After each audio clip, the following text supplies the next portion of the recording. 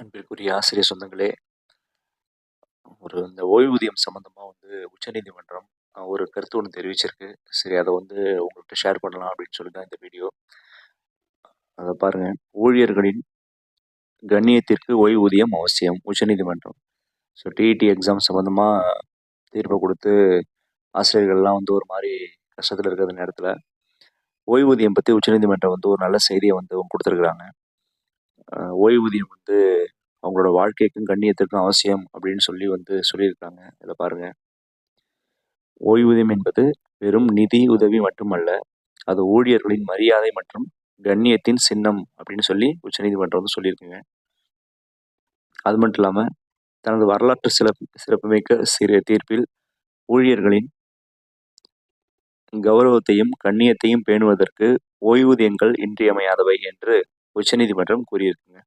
So நம்மளோட கௌரவத்தையும், கண்ணியத்தையும் பாதுகாத்துக்கிறதுக்கு நமக்கு ஓய்வூதியம் தேவை அப்படின்னு உச்சநீதிமன்றம் சொல்லியிருக்கு. அடுத்து பார்த்தீங்கன்னா, ஓய்வூதியங்கள் என்பவை வெறும் நிதி உதவிக்கான ஒரு வழிமுறை மட்டுமல்ல, மாறாக தங்கள் வாழ்நாளின் கணிசமான பகுதியை தங்கள் நாட்டிற்கும், நிர்வாகத்திற்கும், நம்ம நாட்டுக்கோ இல்ல பிரைவேட்டா இருந்தா நம்ம நிர்வாகத்துக்கோ ஒரு நியாயமா வேலை பார்க்குறோங்க. அதுக்கான ஊழியர்களின் பங்களிப்பிற்கும், சேவைக்கும் சமூகமும், அரசும் காட்டும் நன்றியின் சின்னமாகும். ஓய்வூதியம் என்றது ஒரு நன்றி தொடர்புடையது. அந்த அந்த ஒரு ஊழியர்கள் ஒரு 40 வருஷம், 35 வருஷம் வேலை பார்க்குறாங்கன்னா, அவங்களுக்கு ஒரு நன்றி உணர்வ நிர்வாகம் காட்ட வேண்டிய அவசியம்.